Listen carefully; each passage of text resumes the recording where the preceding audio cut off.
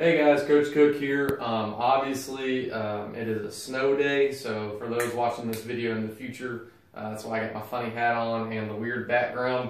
I'm doing this at my house because I'm trying to help y'all out. Alright, anyway, this video is going to be on two-step stoichiometry problems, okay? There's a little chart that I'm going to show you that will save your life when you're solving these, okay? Alright, so in order to solve two-step stoich problems, what's going to happen is you're going to have atoms and you're going to have to go to grams, okay? So let's say you have something like, I don't know, paper clips and you're trying to get to elephants. There's a lot of different like stops you have to do in between there. The stop we have to make from atoms to grams or from grams back to atoms is this guy right here, Mr. Mole, okay? And we've been talking about that for a while. All right, so the way this works, you got to think of an infinity symbol or like a figure 8, all right? If you start with atoms in a problem and you're trying to go to grams, follow the arrows of this chart. And guys, once again, memorize this chart. It's going to save your life. You follow the arrows. So I'm going to draw an arrow from atoms. And like I said, you're going to have to go to moles first if you're going from atoms to grams. This arrow tells me that if I'm going from atoms to moles, I have to divide by Avogadro's number. Okay, 6.02 times 10 to the 23rd. Then, after I've done going to moles, remember I'm trying to get to grams.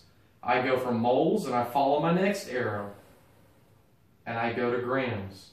This arrow tells me that I'm going to have to multiply by the atomic mass or molar mass of whatever I'm solving for. Okay? So, let's say I'm starting a problem with grams. Well, follow my arrow.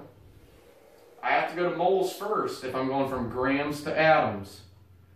I got to pick a pit stop at moles. It tells me that if I'm going from grams to moles, I have to divide the atomic mass or the molar mass.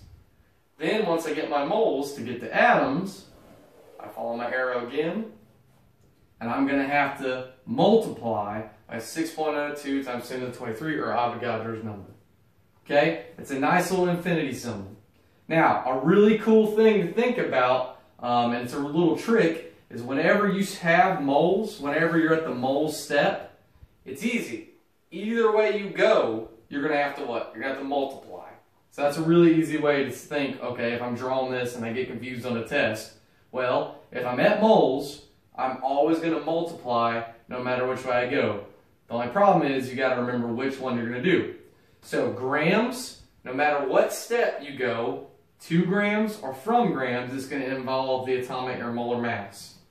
Whatever step you're going from atoms or to atoms is going to involve Avogadro's number.